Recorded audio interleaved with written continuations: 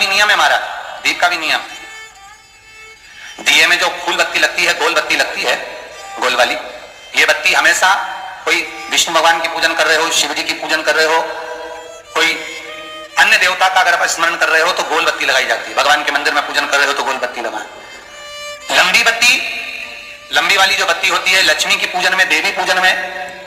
जितनी भी माताओं की आप पूजन करोगे, जितनी भी देवियों का आप स्मरण करोगे, उसमें लंबी बत्ती का प्रमाण है। पितरों की पूजन में लंबी बत्ती का प्रमाण है। पितरों को कभी गोल बत्ती नहीं लगती। आप मटके के पास में, परिंदे के पास में, जल के पात्र के पास में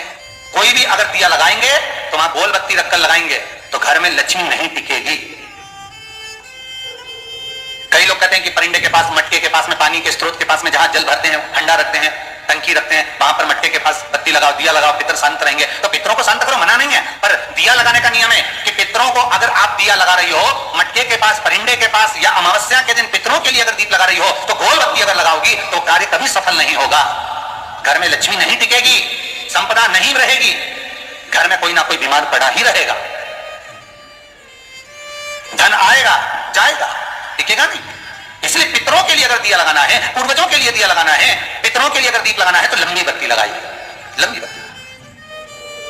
महाराज लंबी बत्ती का प्रमाण हमारे यहां शास्त्र का, गोल बत्ती का प्रमाण। और सुंदर चरित्र कहा, यदि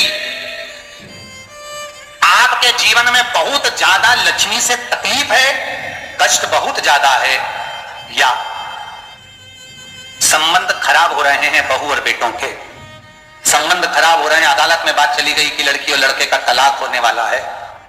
बहू अपने घर जाकर बैठ गई, आने को तैयार नहीं है, जमाई अपने घर रह गया, लड़की को लाने को तैयार नहीं है, सास बहू में आपस में तनमन चल रही है, प्रेम बिल्कुल नहीं है, या लक्ष्मी आती ही नहीं, बहुत कष्ट है, जमीन जायदाद पड़ी बिक नहीं रही, तो एक काम करना, इतना दुख अगर आपके जीवन में है तो कार्तिक के महीने तक रुको, और कार्तिक का महीना आए, त्रयोदशी तिथि आए, कोई सा भी हो, सोमवार, रविवार, मंगल, बुध, कोई सी भी त्रयोदशी, प्रदोष,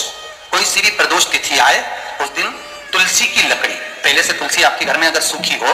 तुलसी सूख गई हो तो उसकी जो लकड़ी होती है, उस लकड़ी का 7 लकड़ी का बंडल बनाकर दीप बना लो। लकड़ी का दीप मतलब लकड़ी पतली पतली डालियों को लेकर कच्चे सूत से उसको बांध दो और बांधकर घी में डुबक दो। कार्तिक के महीने में शुक्ल पक्ष की त्रयोदशी तिथि जब आए, प्रदोष का जब व्रत आए, उस दिन भगवान के मंदिर में, शिव मंदिर में नहीं, भगवान किसी भी देवता के मंदिर में, विष्णु के मंदिर में, नारायण के मंदिर में, कृष्ण मंदिर में, राम मंदिर में, किसी भी मंदिर में, मंदिर ना हो तो अपने घर के मंदिर में शाम के समय पर उस तुलसी की लकड़ी का दीप, दिया भरकर उसमें घी डालकर जो दीप प्रकट कर देता है, जला देता है, दीप को प्रज्वलित कर देता है, उसके घर में कभी संपदा की कमी नहीं होती। महाराज विष्णु पुराण में स्पष्ट लिखा है।